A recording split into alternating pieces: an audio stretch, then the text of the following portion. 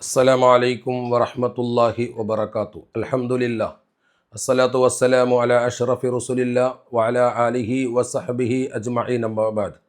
അള്ളാഹുവിൻ്റെ അപാരമായ അനുഗ്രഹം കൊണ്ട് റമളാൻ 2 നാം പ്രവേശിച്ചിരിക്കുകയാണ്. അൽഹംദുലില്ലാഹ്.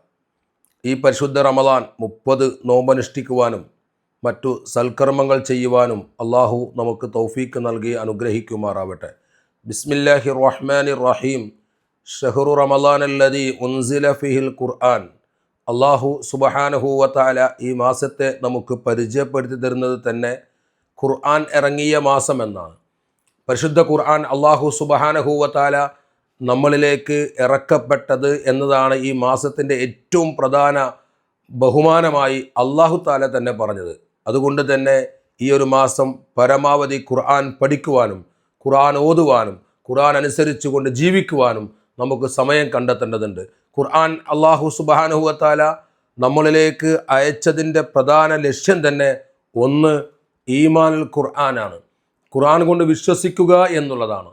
മറ്റൊന്ന് ആ ഖുർആൻ പഠിക്കുക എന്നുള്ളതാണ്. മറ്റൊന്ന് ആ ഖുർആൻ മറ്റുള്ളവരിലേക്ക് പഠിപ്പിച്ചു കൊടുക്കുക എന്നുള്ളതാണ്. മറ്റൊന്ന് ആ ഖുർആൻ കൊണ്ട് അമൽ ചെയ്യുക എന്നുള്ളതാണ്. ഈ കാര്യങ്ങൾ പൂർണ്ണമായി ചെയ്യുമ്പോഴാണ് നാം ഖുർആൻ വിശ്വസിച്ചവരാകുന്നത്.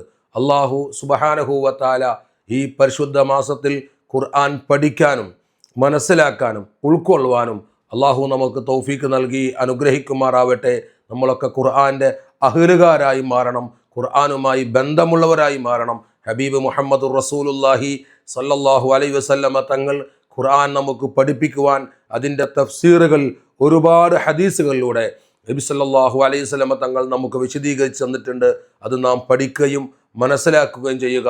ഓരോ ദിവസവും മജ്ലിസ് ശുക്റിൻ്റെ ഈ റഹ്മത്ത് ടൂർസ് ആൻഡ് ട്രാവൽസ് സംഘടിപ്പിക്കുന്ന ഈ മജ്ലിസ് ശുക്റിൻ്റെ ഓരോ എപ്പിസോഡിലൂടെയും നിങ്ങൾക്ക് ആ ഖുർആൻ മനസ്സിലാക്കുവാനും അള്ളാഹുവിലേക്ക് അടുക്കുവാനുള്ള വഴിയാണ് നാം ഒരുക്കിയിരിക്കുന്നത്. അള്ളാഹു തൗഫീക്ക് നൽകി അനുഗ്രഹിക്കുമാറാവട്ടെ. അള്ളാഹു ഏറ്റവും കൂടുതൽ ഇഷ്ടപ്പെട്ട പാതയിലായി ജീവിച്ച് മരിക്കാൻ അള്ളാഹു നമുക്ക് തൗഫീക്ക് നൽകി അനുഗ്രഹിക്കുമാറാവട്ടെ.